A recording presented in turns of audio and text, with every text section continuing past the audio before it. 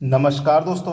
आज मैं आपको वेन डायग्राम वेन आरेख के क्वेश्चन कराऊंगा। तो चलिए स्टार्ट करते हैं। पहला सवाल है, मेंढक, बिल्ली और कुत्ता, इनका हमें रिलेशन बनाना है, वेन डायग्राम बनाना है। सभी प्रश्न 2018 ग्रुप डी के बैच के हैं। अब मेंढक, बिल्ली और कुत्ते में अगर कुछ कॉमन है तो उस हिसाब से रिलेशन बनेगा, कुछ कॉमन नहीं है तो उस हिसाब से।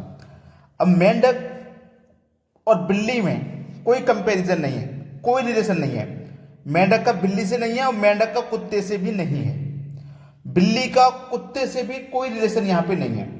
तो इसका मतलब है कि मेंढक एक अलग जानवर है, बिल्ली एक अलग और कुत्ता एक अलग। इस तरीके का आरेख आपको पहले ही ऑप्शन में दिखाई दे रहा होगा और यह सवाल का बिल्कुल सही जवाब होगा। समझ रहे हो मेरी बात को? चलिए अब देखेंगे अगला सवाल। अगला प्रश्न है, कपड़ा, बर्तन, मेज। कपड़ा, बर्तन और मेज में, यानी कि कपड़े का बर्तन से कोई रिलेशन नहीं, कपड़े का मेज से भी कोई रिलेशन नहीं है और बर्तन और मेज में भी कोई रिलेशन नहीं है। तो इसका मतलब ये तीनों चीजें अलग अलग हैं। कपड़ा एक अलग चीज है, बर्तन अलग चीज है और मेज ये अलग चीज है। ये तीनों ही चीजें अलग अलग हैं। तो डी ऑप्शन हो जाएगा बिल्कुल सही जवाब। अब देखेंगे अगला प्रश्न। अगला सवाल है, मेज, कछुआ, फर्नीचर।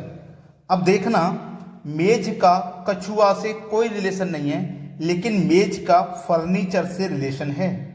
ठीक है, क्योंकि मेज हो, सोफा हो, बेड हो, ड्रेसिंग टेबल हो, अलमारी हो, ये सभी चीजें फर्नीचर में आती हैं। तो क्या आरेख बनेगा? सबसे पहले तो फर्नीचर का बनेगा। ठीक है, बेड हो, मेज हो, कुर्सी हो, ये सभी चीजें फर्नीचर में आती हैं, तो ये आ जाएंगी फर्नीचर के अंदर। और कछुआ एक अलग चीज है तो ये अलग बन जाएगा इनसे। तो इस तरीके की आकृति आप देखिए किस ऑप्शन में है। आप बोलेंगे सर सी ऑप्शन में है, तो सी ऑप्शन हो जाएगा बिल्कुल सही जवाब। अब देखेंगे अगला प्रश्न। अगला प्रश्न है, जानवर, दरियाई घोड़ा और गेंडा। बहुत अच्छा सवाल है। देखो, दरियाई घोड़ा और गेंडा, ये दोनों ही चीजें क्या हैं? दोनों ही चीजें जानवर हैं, है कि नहीं? दरियाई घोड़ा भी एक जानवर है और गेंडा भी एक जानवर है। तो ये दोनों ही चीजें जानवर हैं, तो जानवर के अंदर आएंगे। तो सबसे पहले आरेख ये जानवर का बन जाएगा, ये जानवर का बना लिया। दरियाई घोड़ा जानवर के अंदर आता है और ये गेंडा भी जानवर के अंदर आता है। ये दोनों अलग अलग जानवर हैं, इसलिए दोनों अलग अलग हैं, लेकिन हैं दोनों जानवर, इसलिए जानवर के अंदर आएगा। तो इस तरीके की आकृति आपको पहले ऑप्शन में नजर आ जाएगी, मतलब पहला ऑप्शन हो जाएगा प्रश्न का बिल्कुल सही जवाब। अब देखेंगे अगला प्रश्न। अगला प्रश्न है, विज्ञान के विद्यार्थी, आर्ट्स के विद्यार्थी पुरुष। देखो, एक है विज्ञान के विद्यार्थी, एक है आर्ट के विद्यार्थी और एक है पुरुष। तो यहां पे देखना, जो चीज मैं क्लियर करने वाला हूं आपको, ये इंपॉर्टेंट सवाल है।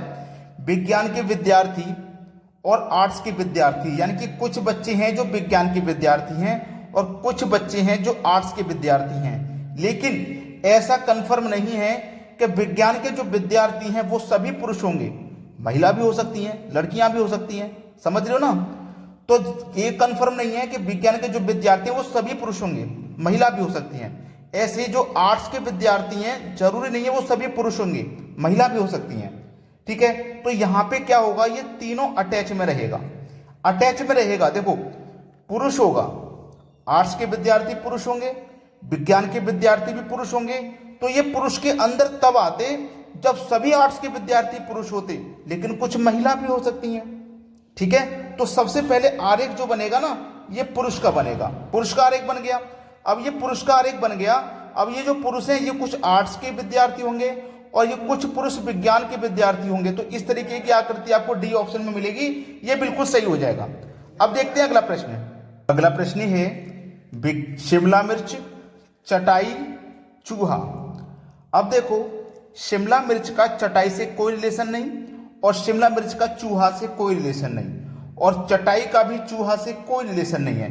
ये तीनों चीजें अलग अलग हैं। तो बस ये शिमला मिर्च हो गया, ये चटाई हो गया और ये चूहा हो गया, यानी कि तीनों ही चीजें अलग अलग रहेंगी। तो ये तीनों चीजें अलग अलग आपको सी ऑप्शन में मिलेंगी। सी ऑप्शन हो जाएगा प्रश्न का बिल्कुल सही जवाब। अब देखेंगे अगला सवाल। अगला प्रश्न है, जानवर, घोड़ा, गेंडा। अब जानवर घोड़ा भी होता है और जानवर गेंडा भी होता है। तो इसका मतलब घोड़ा और गेंडा दोनों ही जानवर हैं और सबसे पहले आर्य किसका बनेगा, जानवर का। ये हमने जानवर का बना लिया। तो जितने भी जानवर होते हैं, घोड़ा हो, हिरन हो, भालू हो, शेर हो, सभी जानवर होते हैं, तो ये सब जानवर के अंदर ही आएंगे। तो ये हो गया आपका घोड़ा और ये हो गया गेंडा। ठीक है, इस तरीके की आकृति आप बोलेंगे सर डी ऑप्शन में है, तो मतलब डी ऑप्शन हमारे इस सवाल का सही जवाब हो जाएगा। अब देखेंगे अगला प्रश्न। अगला प्रश्न है मोबाइल, लैपटॉप, इलेक्ट्रॉनिक यंत्र। मोबाइल का लैपटॉप से कोई रिलेशन है क्या? लैपटॉप का इलेक्ट्रॉनिक यंत्र से कोई रिलेशन है क्या? आप अगर मालूम है या आप जानते हैं तो आपको पता होगा कि मोबाइल और लैपटॉप ये दोनों ही हमारे इलेक्ट्रॉनिक यंत्र हैं। तो इसका मतलब हमारा सबसे पहले आरेख बनेगा इलेक्ट्रॉनिक यंत्र का। मोबाइल भी हमारा इलेक्ट्रॉनिक यंत्र है, लैपटॉप भी हमारा इलेक्ट्रॉनिक यंत्र है। जितने भी इलेक्ट्रॉनिक यंत्र हैं वो सभी इलेक्ट्रॉनिक के अंदर आएंगे। तो इस तरीके की आकृति बनेगी। तो हमारा पहला ऑप्शन हो जाएगा सही जवाब। अब देखते हैं अगला सवाल। प्रश्न है रेलगाड़ी, बस, सार्वजनिक यातायात प्रणाली।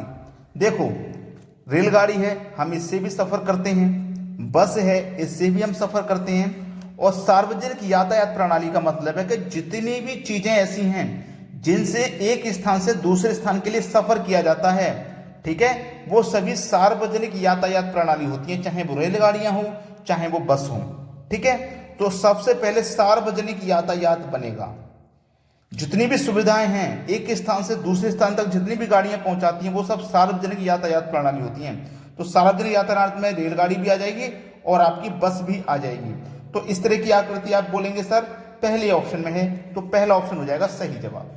चलिए अब देखते हैं अगला प्रश्न। अगला प्रश्न है किताबें, खिलौने और बर्तन, इन तीनों में रिलेशन बनाना है। और देख के ही आपको पता लग रहा है कि किताब का खिलौने से कोई संबंध नहीं, किताब का बर्तन से नहीं, और खिलौने का बर्तन से नहीं।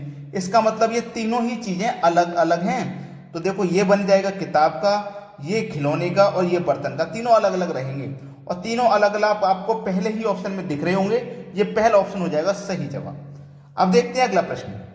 अगला सवाल है उभयचर, कछुआ और मगरमच्छ। ये उभयचर क्या है? मगरमच्छ और कछुआ दोनों ही पानी में रहते हैं और दोनों ही ऐसे जीव हैं कि अगर पानी के बाहर रहने की जरूरत पड़ जाए तो पानी के बाहर भी रह सकते हैं। कछुआ और मगरमच्छ पानी में भी रह सकते हैं और पानी के बाहर। ठीक है, ये दोनों में ये समानता है। लेकिन ये उभयचर क्या है? ये कछुआ और मगरमच्छ दोनों ही उभयचर हैं। उभयचर, तो सबसे पहले उभयचर बनेगा। कछुआ भी उभयचर है, मगरमच्छ भी उभयचर है, तो सी ऑप्शन हो जाएगा आपके सवाल का सही जवाब। अब देखेंगे अगला प्रश्न। अगला प्रश्न है इटालियन, स्पेनिश और भाषा, इन तीनों में क्या संबंध है? ये आप मुझे कमेंट करके बताएंगे। ठीक है, तीनों में कौन सी आकृति सही होगी ये आप कमेंट करके बताएंगे। ठीक है, अगर वीडियो आपको पसंद आया है तो बिना लाइक किए मत जाना और शेयर कर देना सभी बच्चों में जितने बच्चे तैयारी कर रहे हैं। ठीक है दोस्तों, धन्यवाद।